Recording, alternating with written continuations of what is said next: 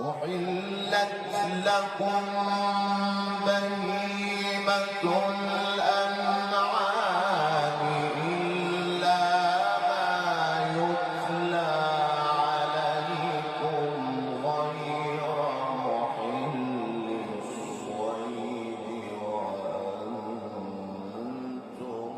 حرم إن